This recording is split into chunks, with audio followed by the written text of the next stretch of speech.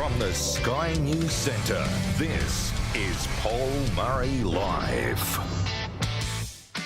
Thank you, Chris. Yeah, we moved the man cave to the Tower of Talk in Melbourne, where we are tonight, the same location of which so many of our colleagues broadcast from, and it was lovely to be able to hang out with both Peter Credlin and with Andrew Bolt today. One of my other mates, the Persian Princess, Rita Panahi, she's in the makeshift man cave a little bit later tonight. But first, a couple of things before we get to the obvious of the news that's around today. Of course, congratulations to Australia winning the Cricket World Cup, defeating India, as you know, because I know a lot of you were watching. But thank you for the hardcores that watched us live last night. And remember, if there's big sport on or anything else, you can catch up with the highlights at skynews.com.au, get the podcast, find the YouTube clips. Well, of course, Australia, won the One-Day Cricket Championship in India against India, and it was awesome. What was also worth noting is one of the Australians that was in the stands was none other than the frequent free flyer, Richard Marles. Fresh from Airbus Albo, just touching down for a brief stopover in Australia before having to head off again for the sake of the planet, the Deputy Prime Minister was sitting there with the Indian Prime Minister watching the Indians slowly but surely getting beaten up, and Australia end up winning the title. There was even a role for the frequent free flyer, Richard Marles, while the trophy was being presented. Now, apparently this was all quite makeshift. It was all quite last minute, but there's the opportunity. Hundreds of thousands of people just cheering for Modi and whoever that other guy is from Geelong on the other side. Well, here's the other shoe that drops now. Samantha Maiden, relentless in pursuit of how the frequent free flyer, Richard Marles, spends our money, has worked out that the flights to it, of course, were paid for by you and I. Now, apparently he was already in India and the decision for a 2,000-kilometre round trip was all made at the last minute, but you paid for it anyway. He didn't hitch a ride with Modi. He wasn't given tickets via Cricket Australia. No, you paid for it. Now, we know this bloke's got quite the sweet tooth when it comes to the private jets, and particularly the private jets for sporting events. Because remember, Richard Marles decided to charge you and I $16,000 to fly from the Labor Party conference in Brisbane down to Sydney to watch the Matildas before getting back on the plane the next day and flying back to the Labor Party conference. None of that's his job. It's just all the fluff that comes with being the Deputy Prime Minister.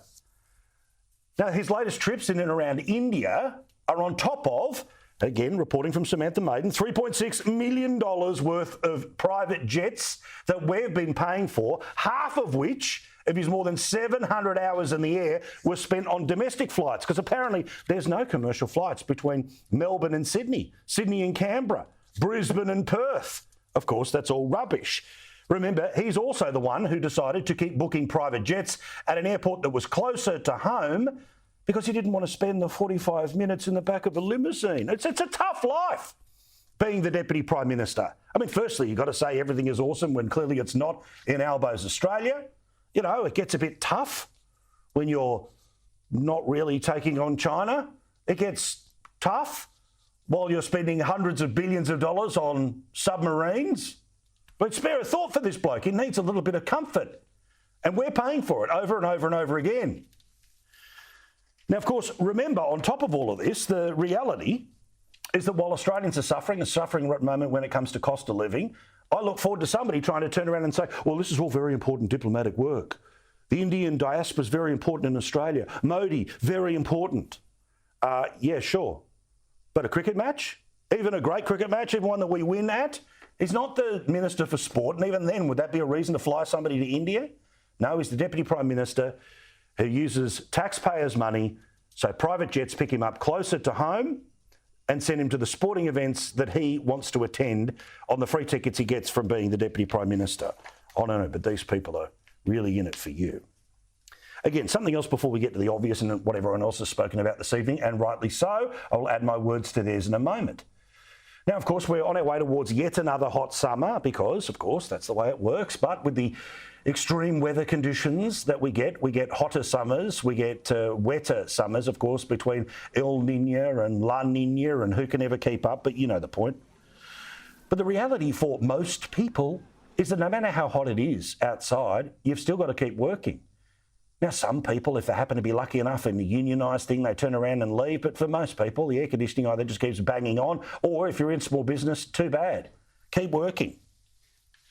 Well, there's something interesting about this, which is for the 542,000, that's how many people are unemployed in Australia, 542,100 people who are currently unemployed, and these are the people that are registered in the statistics. There are apparently hundreds of thousands more, and certainly plenty more people who are able to soak up the welfare dollar but not have to look for work. The reality is that if you do get the dole, you have to, as one of the conditions of getting the dole, look for a job. Now, apparently, this is a little arduous for some people. And there are welfare groups that are saying that on really hot days, you shouldn't have to look for a job, but you still get the welfare anyway. Don't you love this? Again, if you're watching us in small business. Now, I don't belittle the experience of the woman who was inside the article, but the idea we need to change the rules is a little weird to me. But surprise, surprise, The Guardian doing its bit for social justice. With Australia facing extreme temperatures again this summer, welfare advocates are calling for Centrelink to suspend mutual obligations, which means looking for work, during periods of extreme heat, just like during a bushfire, a flood or a health crisis. Now, health crisis is COVID, meaning you can't leave the house so you can't go looking anywhere. Floods, well, for obvious reasons, things might be damaged. Bushfires, well, you may not be able to leave your region for obvious reasons. But the idea that it's really hot outside, so no, I shouldn't go looking for a job, apparently this is a necessary change in Australia. According to somebody from a thing called Sweltering Cities, and geez, I wonder what their position will be. We know that there have already been heat waves this year in Western Sydney, in Broome, in parts of South Australia and in far north Queensland. Emma Bacon says that this is the hottest year on record. She's apparently written to federal MPs, including the relevant ministers, asking them to consider the move. That when it's really hot, you shouldn't have to look for a job, but you still get the welfare anyway. Seriously. She said their analysis showed that thousands of people would be forced to leave their homes and attend meetings and courses which could easily be put on hold. So, okay, imagine this. You're a business that's trying to find someone to fill a job. We are at near record low unemployment levels. That's a good thing when it comes to the economy. But it means when you put the position vacant sign out the front, you've got a position that's vacant now and you want to fill it. You can imagine that you've done the work, you've got all the CVs in a line, and you say, all right, we'll start interviewing people on Tuesday. And then it's really hot at 10 a.m. on a Tuesday. Are you supposed to ring everyone and say, sorry, guys, look, I know it's very hot and I don't want you to have to get on the bus to come and apply for the job. So just stay at home, don't worry about it, we'll deal with it down the line. That's the suggestion. Or courses, you know, the stuff that you do to upskill so you can get a job. Now, again, I'm not going to pretend it's not going to be uncomfortable. Nobody wants to have to traipse around in the sun when you don't have to. But the reality is that if you want welfare from the taxpayers of Australia that comes from the people who are working, you have to do something to try to get off it, which means look for work. Okay, I'll let you off if you've got a bushfire. I'll let you off if you've got a flood. I'll even let you off in a global pandemic. But because it's hot outside? No. Keep looking for a job the same way millions of people have to keep working no matter how hot it is outside. Small business, honestly. Well, we'll see whether this moves from the pages of the Turnbull Times or it just goes straight into the bin where hopefully it does. Now, as you'll have heard by now, last week there was a moment when the Australian Navy was operating in the seas that are controlled by Japan.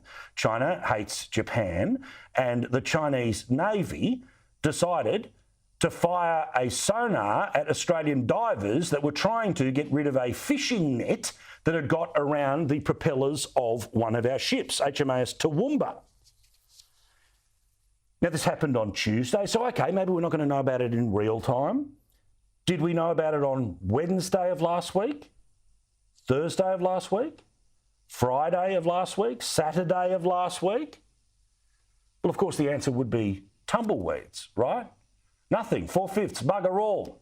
Nothing to be seen, nothing to be heard. And what was happening while we were kept in the dark about an Australian diver being injured because of this weapon of war being fired by China at the Australian vessel because the divers were underneath it not to invade China, but to get rid of a fishing net off the back of a propeller. Well, of course, we didn't hear anything about it because the Prime Minister was playing footsies with the bully of the world, that is President Xi. Of course, this was the second time that they met in less than a month. Oh, g'day, mate, how are you? Oh, buddy, look, I know you've just fired something at Australian sailors, but, mate, can we just turn around for a quick photo? I've got 1.2 million people who used to vote Liberal and they kind of voted for us last time. If I keep having photos with you, will you make sure you take care of me on the WeChat? That's the reality. And as Johannes Leek quite correctly pointed out today, that one of the judgment calls that our Prime Minister made here, and part of the new recasting the relationship with China, is you don't dare disrupt China, no matter what they do, including injuring a member of our own defence force. I suppose you want to talk about that naval incident, says Z. Shh, you'll spoil the perfect moment, says Albo. Still carrying his Treaty and Truth T-shirt, by the way. Now, amazingly, we did finally find out that this took place, but only after the Prime Minister had left his buddy's side and was on his way back to Australia after APEC, which was, of course, in San Francisco. Richard Marles, in between the taxpayer-funded flight to the Australians-India World Cup cricket match, he told us via Twitter, and Twitter alone, the Australian government has expressed its serious concerns to the Chinese government following an unsafe and unprofessional interaction with the People's Liberation Army Navy destroyer, etc., etc., etc. Now, we learnt about this a couple of days ago. We learned about it on the 18th, so we learned about it on Saturday. It happened on Tuesday. But we didn't hear about it on Tuesday, on Wednesday, on Thursday or Friday because that would have embarrassed the Prime Minister and it would have forced him to have to say something nasty to his new mate. Now, remember, the relationship when it comes to Australia and China is completely about how we put up with the bullying of China. In the past, when Australian leaders have tried to stand up to China, well, of course, cut off by WeChat. Messages sent to the diaspora to vote a different way. Economic coercion. Also, they can send a message to countries like Canada, New Zealand, Germany, and plenty of others, which was let us do whatever we want to you, but never push back, because the second you push back, we'll take away some of the dollars. And all those people who donate to the political parties or the rich and powerful people that a Prime Minister likes to hang out with at the front end of the plane, if he ever actually gets onto a commercial jet, but you know what I mean. Well, of course, they're all happy to make plenty of money out of China. The delay in the timing of knowing what had happened here, for the obvious reason of making sure the Prime Minister didn't have to bring it up with the head of China, is something noticed by a few today. It's possibly just a coincidence that the government waited until Saturday morning after the Prime Minister had done his press conference in APEC and after he'd boarded his plane back home to Australia that they decided to publicly release this information online. It's up for them to explain, but the most important thing is the Prime Minister did know while he was in San Francisco. So did he raise it with Xi Jinping or did he not? I have my doubts that he bothered to raise it at all. That's the other issue. But seriously, you can't sit there and pretend you're going to be nice on trade while this is going on with our own Navy people. Tell Australians what's going on. Keeping this in the dark is not helpful. So after people started to notice this, and even when Jackie Lambie is actually having a go at you, even though she'll obviously go on and vote for everything Labor wants to do, that's the way she works, you see, because she likes the CFMEU support when it comes to the poll workers, and she also doesn't mind the preferences when it comes to Labor. But she's out there saying she's really annoyed about it. It meant that the Prime Minister was on the phone today to say, quick, get me a camera, let's sit down, let's have a chat. He did so with my mate Kieran Gilbert, where he said this. You're copping a fair bit of flack over it, accusations you didn't raise it with the Chinese leadership in San Francisco. Can you clear that up? Well, we've raised it very clearly through all of the normal channels. But I can assure you that we raised these issues in the appropriate way. What that is code for, and as my friend Peter Credlin, who again, I'm talking about him because my mate's got the chance to see him a lot today, so they're getting lots of shout outs, lobby guys. Remember, of course, she remembers how government works. She's been there in the middle. Now, what you say is, well, our government's spoken to their government means, yeah, we kind of sent a note to the secretary, and hopefully the secretary passed it on to the boss, who passed it on to the boss's boss, who passed it on to the real boss. Hopefully Z never finds out about it. So that's the Australian response. A member of our Defence Force is injured while trying to free up a naval vessel that was doing the right thing in the right waters, and China injured them. Yet we say nothing about it until multiple days after, and the Prime Minister turns around and says, yeah, we raised it. Yeah, but he didn't raise it, which is exactly why China wins every time. China sits back and says, we'll send you our tourists, we'll send you our students, you can sell stuff to us, we'll buy stuff from you, and there's a lot of people who get very rich. But China continues to provoke. And if you don't push back when people provoke, or at the very least call them out when you provoke, guess what they do? They provoke harder. They take a step forward. And then ultimately the bully gets what they want. And in this case, the person being bullied, being Australia, well, our leaders get what they want, which is no trouble with China. Because then they can hold on to their jobs, where, of course, they never call out China. 10 years later, China's taken 100 steps down, and we're still clapping them along as they do it. Oh, and buying 22,000 solar panels a day made by slave labour. Did that come up? Meantime, of course, there are plenty of people who believe that the best way for Anthony Albanese to regain the narrative, to get back control of the Australian debate, is always to have a bash at Peter Dutton. This is straight out of the playbook of Joe Biden, which is, look, I know it's all stuffed under me, but the other person's too extreme to vote for. Now, yes, there were cartoons today to this effect, and yet another article from yet another person who used to work for the Labor Party or is loyal to the Labor Party or is pro-Albo saying, you know, I'm playing 4D chess. One move, by the way. 4D chess, while evil Wrecker Man is smashing everything up. But, of course, the reality here is that, as we know, they've got problems at the moment with immigration. And yes, it was the High Court that made the decision, but Andrew Giles and clueless Claire O'Neill were completely useless in responding to it last week. They promised, remember, unequivocally, vote Labor for a drop in the cost of living. None of that has taken place. Linda Burney may well end up being the Governor-General of Australia as the perfect reward for being part of $450 million being piddled up against the wall in the pursuit of the voice. Well, interestingly, and again, my colleague Sharry Markson pointed this out this afternoon, which was when Philip Coorey wrote on the weekend about a pretty difficult week for the Prime Minister and his government. There was a Labor insider who said the following things. There are two views in this party, noted the insider. First, held by sensible people, which is what is going on? We've finished the year and all we've done is stuff up the referendum. We're all over the place on Israel. We got pantsed on boats and old mates at APEC for whatever reason. The wheels are not falling off, but things are sticky. And then there's the other view, which comes from a cohort who read The Guardian, listen to the ABC, constantly get pumped up by the Channel 9 press, who believe that all of it is not a problem because Peter Dutton is unelectable. He's Voldemort. We'll be fine. But remember, they said that about Tony Abbott. Which brings us to what hopefully will be some news tomorrow. Second time in a row, Roy Morgan has shown the Liberal Party in front of the Labor Party if an election was held this weekend. It's not. It's 18 months away. And every likelihood is that we're not talking about a change of government, but most likely going from majority to minority. I'm going to take the Conservative position on this, and by that I mean in analysis, not philosophically. But don't think the Prime Minister, now back in the country, isn't trying to reset the agenda, to go after the issues that you and I care about all day, every day. That barbecues are stopped from coast to coast and from north to south of Tasmania. And he showed that today by saying that one of his priorities is going to be deciding how your smart TV works.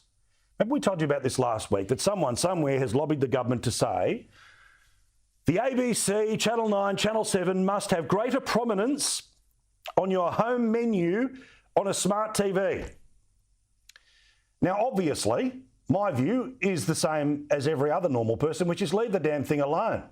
If you want to watch the ABC, it'll end up being the number one thing that you watch, or you should be able to set it. If you watch Foxtel, Kayo, Flash, Netflix, and all the rest of them, well, then guess what? Those will end up having the prominence. But the government stepping in and saying we need to pass a law to guarantee that the ABC goes first, even if you don't want to watch it, that your television should still tell you have to watch it first.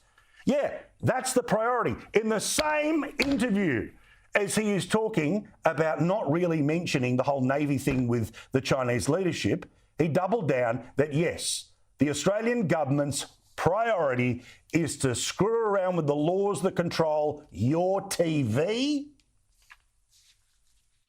We were elected saying that we would look at the prominence framework. That's what we're doing. We're out there consulting appropriately. When I turn on my smart TV, watching Sky, it certainly has the free to airs there on the front page of that. That's appropriate. It is appropriate that people be able to access free to air TV, and so we're examining that. We'll consult and we'll respond appropriately. But even remember, another little detail in all of this is that if you're on your smart TV, if you go searching for a footy game, rather than sending you to the commentary that you want to watch on Fox Sports, it'll automatically send you to the free-to-airs. Why? Who wants this? And what about, we were elected. Did a single person, apart from the free TV lobby group, even know that this was an issue, let alone it was decisive in which way they voted in the last election? Cost of living, through the roof. China, laughing at us the whole way. $450 million piddled away when it comes to the voice. $20 billion surplus, but not a dollar to cut your petrol taxes. Take your pick of all the failures of this government, and the way they think they're going to turn it around is to control your TV so you don't watch shows like this. That's the reality. Because if all you read is the stuff that constantly says Dutton bad, Dutton bad, Dutton bad, and you dare hear the other side or dare hear the failures of the government, well, you may well be exposed to this thing called the other side. And I'll give you the tip. This side, compared to the side the Prime Minister on, is where sanity is living. While he's off in his little bubble, and his deputy's off in their bubble, and this minister's off in a bubble, and this minister's off in a bubble. And then there's Grim Jim, the Treasurer, who's out there running the advertorial, and again, the Channel 9 newspapers puffing him up, Family Man, all the rest of it. And again, my final shout out of the night goes to Chris Kenny, where he talked about, Grim Jim says, I was on the cans a little bit too much. I was drinking 6-7 days a week, a bit loose around the Parliament. Any follow-up question as to what that behaviour may well have been? Did any reporters aware of whatever this behaviour was? No, I don't know what it was. But this looked like a little bit of an attempt to sort of get away with mentioning something, quickly move past it. I've dealt with that matter. This is their priorities. While you're in pain, while our country changes, often for the worst. Well, thankfully, we push back each and every night, and we will so tonight. All right, I want to finish there because the Persian Princess is here, and I want to get to her nice and early. Rita Panahi, Jane Hume, and a whole lot more to talk about as we're live from Melbourne tonight at your place on Sky News, where you control the remote, the Prime Minister doesn't.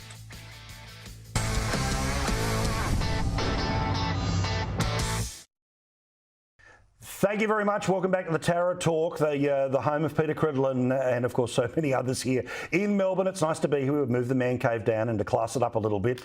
Well, none other than the wonderful Jane Hume is here, of course, Senator for Victoria. Lovely to see you, and my Persian Princess, Rita Panahi. The red carpet is rolled out, and you're wearing a little red as well. Very lovely. Now, of course, little trap for young players. Doesn't matter what conversation you may well be having. Rita's probably live streaming it. So if you want to know what was happening during the breaks, feel free to follow Rita on all of the socials. On the Insta stories. Anything could be happening. It will disappear in 24 hours. All right, so you better get in quick. That'll be fun. All right, Jane, I'll start with you. The Prime Minister clearly did not raise what happened with a member of our Navy with the President of China.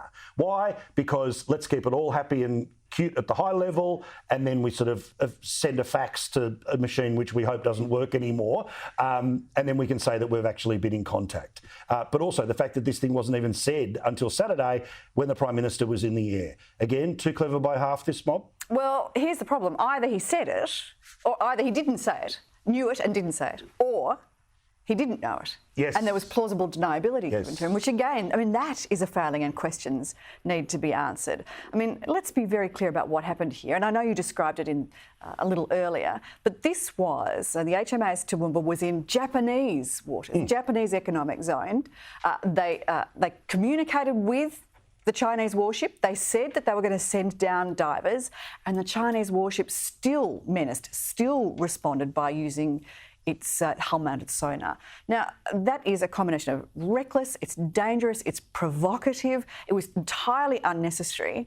I think that this is something that a Prime Minister should raise and again, with the leader. I'm not pretending this is we're on the brink of war and all the rest of it, right? Say that for Peter Hartcher while he's also, finding ways to defend this government and talk about the recasting of China relationship. But Rita, it is this fundamental, right, which is the bully, if the bully knows you will never push back, the bully will eventually end up not only in your space, but pushing you all the way back. And the advantages for smaller countries like Australia or leaders that want to acquiesce like Albanese is they go, oh, great, there's lots of money, there's lots of votes, which means it's all going to be awesome. But the reality is we're going to wake up 5-10 years and we're going to be in a very different place than we are today. And that's precisely what China's doing. It's just pushing the envelope, seeing how much it can get away with. And if you're going to show weakness, they're going to seize upon that. They do not react well to weakness. And this is I know it's not easy because they're also hypersensitive. So if you say something, then you can have all sorts of. But again, that's what the bully does. The emotional bully that metaphorically blows up at the mere inference. You go, hang on, I have not insulted you. I've just called you out. That's it. But you have to act in the national interest, and you've got to act in the interest of those who are serving our country. And if they're being put in danger deliberately by China pushing the envelope, then it's not even a question. It doesn't matter what diplomatic relations you're trying to navigate. You have to make a point of it. And if the Prime Minister has failed to do that, it all looks like it has by the way they're phrasing their responses, that is an indictment on him as a leader. And this is a leader who has been missing for most of his prime ministership, gallivanting around the world. You call him Airbus Albo. It's the most apt nickname a politician has ever had. 100%. Well, yeah, but of course the priorities are all there. You know, they're going to control your TV remote, right? We're going to make sure the ABC's first on your smart TV. Oh, they're focused on the big stuff. Now, there's no pleasant way to bring this up, but I'll do my best, okay? Which is, in April of this year, a national survey was published in one of those medical journals that talked about Australian child maltreatment. This is the polite ways of starting to get into things like abuse. Now, don't worry, I'm not going to get particularly descriptive here, but it showed that 1 in 3 girls in Australia had been experiencing some sort of child sexual abuse and 1 in 5 boys. Now, an extension of this report came out today from a different group, but it comes at it in a slightly different angle.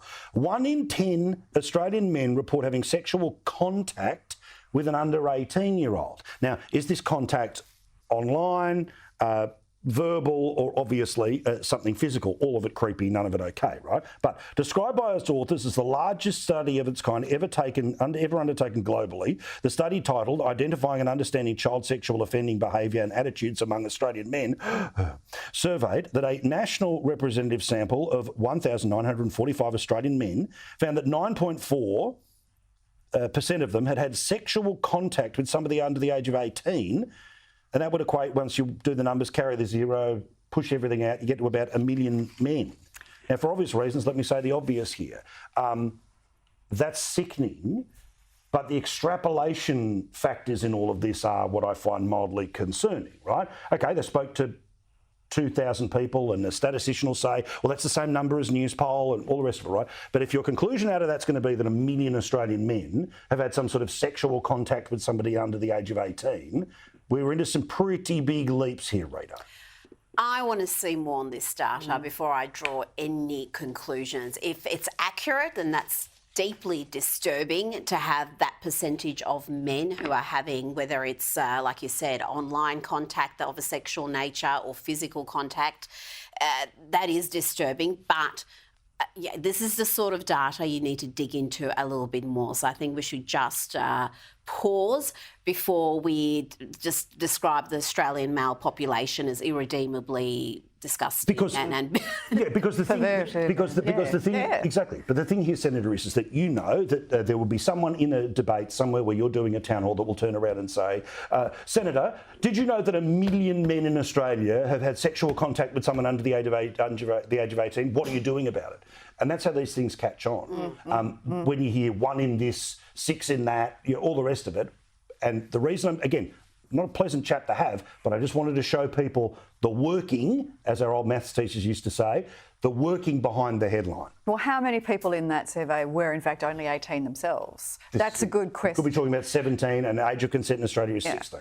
Look, we were talking in the break. There is no doubt that the availability of explicit content on the internet is now it's prolific all over the place. And the e-safety commissioner, which was a position that the previous coalition government invented and put in place to specifically protect people from online harms, has made some recommendations to government about how best to combat access, particularly by those that are below 18, below ages of consent, to that online explicit online imagery, and some of those recommendations have been ignored. So I think that this is something that we probably will look into in greater detail at a later date. Yeah. Well, it's interesting that the e-safety commissioner is doing something other than giving stupid lectures at the World Economic Forum about trying to basically curtail all our freedoms, particularly on social media. So I'm not a fan. So yeah, I want to see what these recommendations are. She does a terrific job. She does a terrific job with that online harm. I think the e-safety commissioner is a very important role. All right. It could be an important role. I don't think it's been executed in that fashion, in my opinion, Paul. But Bad boss of Optus, or Floptus as we call it, is of course gone. The CEO resigned today, obviously completely of her own decision making.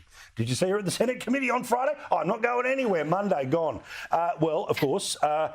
There's one angle on this I wanted to get to, which was, remember one of the sort of out-of-touch moments was when she decided to play smart aleck about a barber and whether or not a barber would end up losing trade because their phone doesn't ring or the internet doesn't work. Remember this? I'm disappointed that a barber couldn't do haircuts today. That seems like one of the few things you can do without connectivity. But you see, people have to be able to book the barber. But, you know, that's why the phone's relevant, but whatever. Anyway, the best revenge today, and all of the things of everyone that's said about the CEO who's now gone, is well done to the Daily Mail, because they went and found the barber to give a farewell message to the now former Optus CEO. Roll the tape. I was actually very happy. Basically, she did say that she was going to come to the shop to apologise. She never kept to her promises. So good luck with whatever she does. But basically, I think I should be the spokesman for Telstra. Telstra, Australia's choice. And your message to Kelly? Good luck with whatever you do. You've lost my trust. You've lost my faith. You've lost Australia's trust and faith. And good luck with whatever you do. That was clever. Nice bit of smart aleckery. I like that in our Australian journalists, which is to go, you know what, forget all the toffs. Let's go to somebody who she thought was a little person and didn't really matter. Now, Rita, I've noticed a couple of people starting to say she's taken the fall, a female CEO, all the rest of it. Look, here's the deal.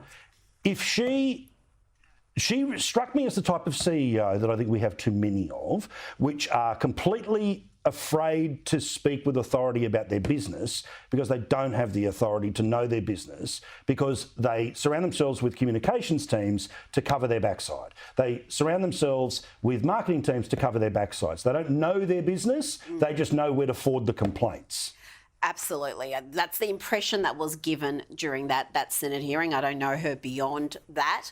But yeah, we were seeing these bosses. We saw it with the Qantas contingent, even someone like an Alan Joyce who's good at talking, but he was floundering and no wonder he made his exit shortly after that. But to try to bring in sexism and misogyny because she happens to be a female leader, I think is just, again, bit much. This has got to do with the performance of the company she leads, not her gender. Jane, when you sit there in those Senate estimates, right, and you start to line somebody up, right, or one of these inquiries, what is the type of CEO that even when they're in a world of trouble, that does end up leaving a positive impression on you? Because we know that they rehearse it up the yin-yang, the lawyers, the communicators, all the rest of it, right? Who's the type of CEO that for Optus to go looking for, or any of the major companies or chairman and whoever's watching us right now going, let's go shopping for a CEO?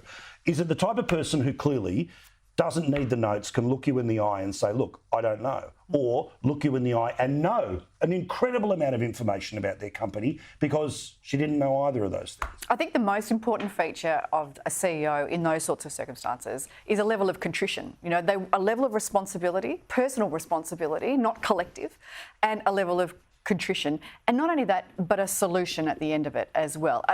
for instance, with Optus, they were saying that they would compensate by giving people free data. Well, that's not what they wanted. Correct. Not with Qantas, with Optus. With Qantas, they're saying, oh, well, you can get a free flight. You just have to book it before the end of December, and that's going to be really hard to get through. But you'll get through. Or hopping on one leg and twirling fire. That inadequate on Tuesdays between 1 and 4. That inadequate compensation, I think, really gets up the nose of consumers. So that's one of the things. But it's interesting when you see, and you can tell the ones that have watched the Senate inquiry where Kerry Packer appeared, and where Kerry Packer essentially told the senators to stick it, and that he minimised his tax because clearly the government didn't spend his money very well.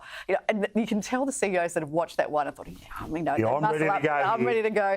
But the ones that actually that come in and sort of say, look, we made a mistake. We know we stuffed up. Everybody's imperfect, but we're going to try and fix it. They're the ones who want to say. Kerry Packer's got that bravado for a reason. Whilst we saw with the Qantas contingent, particularly the lawyer who I think had watched that Kerry Packer vision and decided, he was going to be Packer Mark II, did not work. No.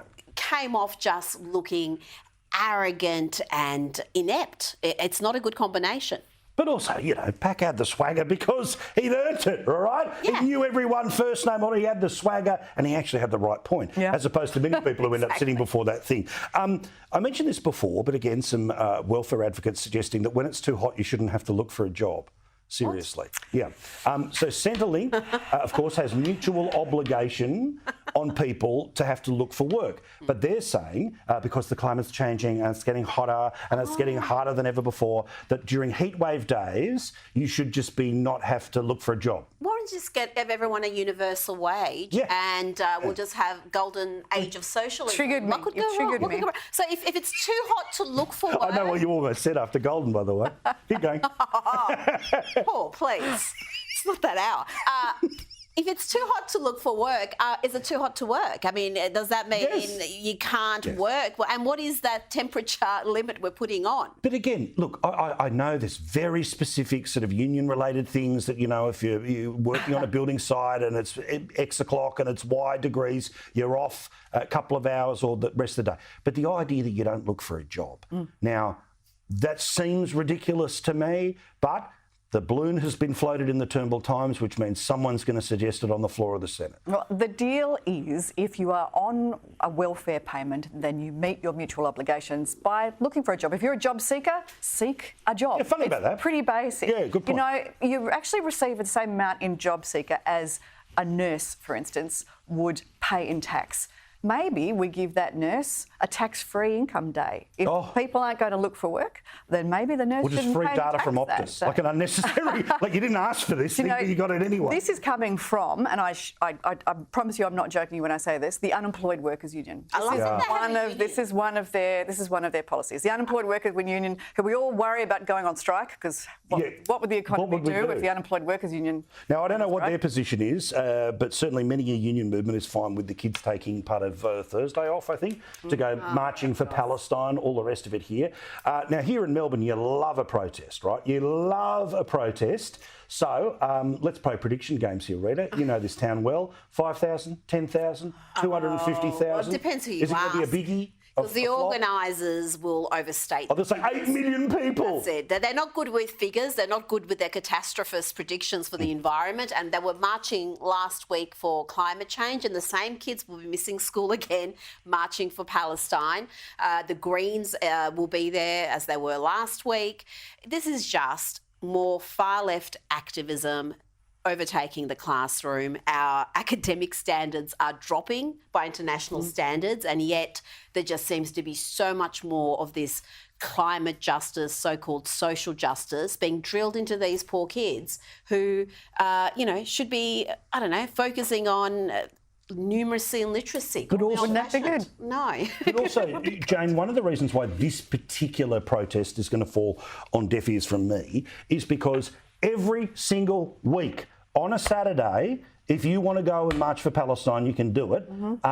It's not like there's a weekly climate rally. Now, I don't support them when they go off on the climate thing, but there is a rally they can get behind. So their number, who are they punishing? Their own education. The system doesn't fall over because they don't turn up.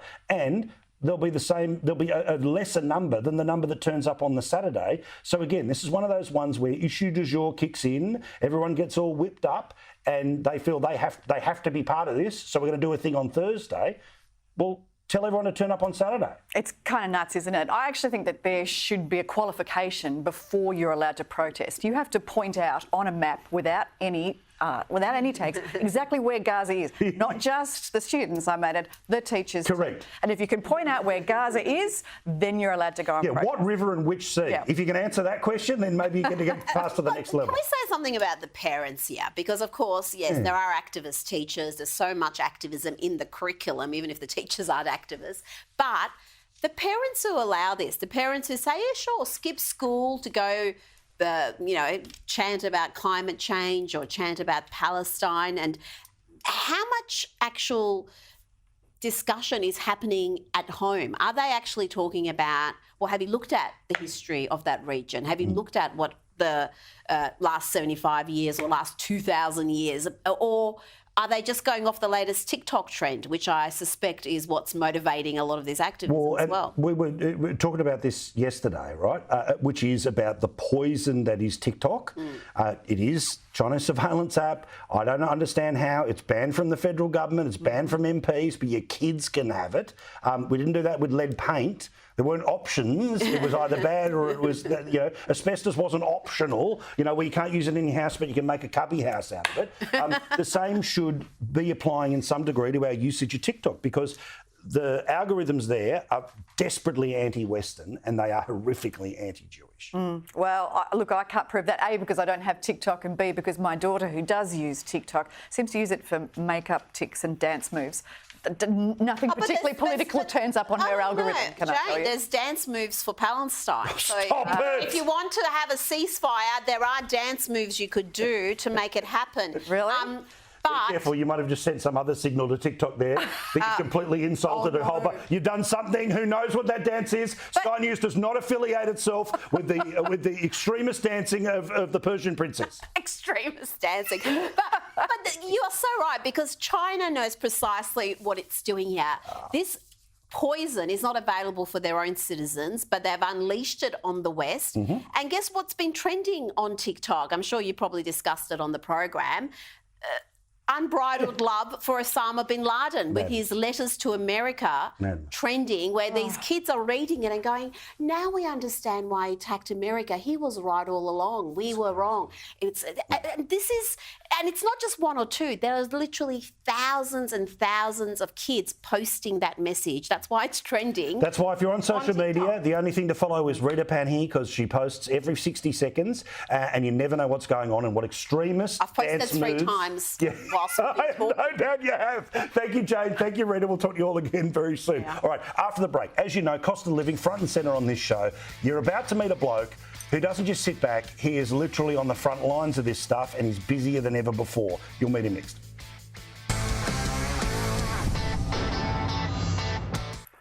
As you know, too many people around the country, well, they can't eat at the moment. In fact, about 3.7 million Australian households over the past 12 months have had trouble putting food on the table. Sadly, cost of living crisis means all of that gets worse, which means times have never been busier for our next guest. Amar Singh runs Turbans for Australia. It's a wonderful charity. They're involved not just in getting food around, but the logistics of getting food around the country as well. And I'm pleased to say he's inside the Tower of Talk tonight in Melbourne. Amar, lovely to see you, and congrats on what you do. I'm sorry that you're as busy as you are now, but every week you're out and about. Give us an idea about food lines in Australia. It's getting worse every day, Paul. Every day we're getting phone calls, emails and texts from people, even through our social media. Hey, I'm a family of 5, I can't afford food, I really need help. And I just thought after COVID lockdown, because that's where we were crazy busy, that this food insecurity will go away. And yet we're still seeing hundreds of people line up outside our warehouse in Sydney and Melbourne, and also our floodery work in Lismore in northern New South Wales, still ongoing. And people haven't recovered from one disaster and we're walking straight into the next. And then are you seeing people, obviously there's people whose faces you see every couple of weeks, but then when you see somebody turn up for the first time, can you tell a first timer and can you see that they're a bit nervous and are the first timers becoming more frequent now? I mean, I always say one thing, people got to park their dignity aside to line up some warehouse to say, hey, I need help. That's the biggest thing to me. How can I knock someone back? And you see new people every time, and you see people that have come over, over the months, asking for help. And we don't give out gold nuggets. We only give food. They'll last them a couple of days. But the savings they can do on the grocery bill and then put that towards medicine or personal care items or hygiene is very important. And sometimes you talk to people for 10 seconds. Mate, I've seen people cry, break down in tears. Go, mate, if it wasn't for your food help, I wouldn't have the extra $80 to put fuel in my car to go to work. Wow. There's people who are still working full-time or part-time, even young couples, that are coming to us because they just can't make ends meet. Now, for obvious reasons, I'll post it up on all the socials that you can donate. But what do you need to grow what you do or to make what you do even more effective? But I'm very passionate about regional Australians. For my first trip in 2015 to Dubbo and Coonamble in Western New South Wales with the drought, I really feel that you can donate me a Titanic, but I need a truck to move it. And that's why we specialise in charity logistics. So, and also there's ample amount of donations in Metropolitan. And I want to take that out to regional communities and them, because they're Australians. If it wasn't for our regional farmers working the backsides off, we wouldn't have the fresh produce that we so proud ourselves on, right? When times are tough, they don't get any help from us. So as a city person, as an ethnic Australian, I think it's my moral obligation to stand up for our people, especially in regional Australia, to say, hey, we're here, mate. Because when we turn up with those trucks or supplies, it's not just the physical goods that we take, but it's also the notion of mateship, the hope. Correct. To say, hey, we're not in this alone. And that's what matters. So obviously, again, dollars. But do you need more people volunteering? Do you need someone with a truck to say, "Hey, I'll help you out"? Every second Thursday. Like, what's something that somebody watching right now, apart from this? All of the above, Paul. Even you're invited to pack some hampers for us. Okay, cool. And I want to see you down at the warehouse. Promise. So we need bulk donations as well. If you're a corporate that can donate stuff to us, non-perishable food items, we've got our own trucks, we can pick it up. Right. Because that saves us money as well. If I can get a pallet of, say, tea or milk, that means I can serve 1,000 families. Yes. Right? So if you can donate bulk donations to us, welcome. If you can donate, all donations are tax deductible. Please go online. It's via the Sydney Community Foundation, so it's TGR.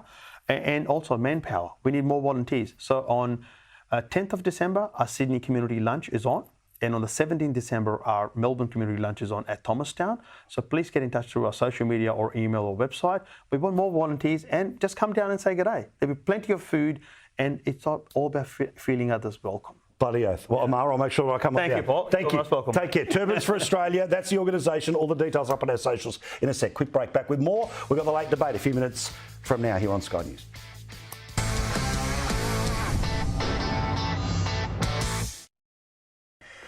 Megyn Kelly is on the show tomorrow. Looking forward to discussing everything from yet another poll showing that Biden is losing to Trump. However, the same polls show that if it was a generic Republican, well, he'd lose by an even bigger margin, and a generic Democrat would somehow be able to beat Trump. Plenty to see tomorrow night here on Paul Murray Live.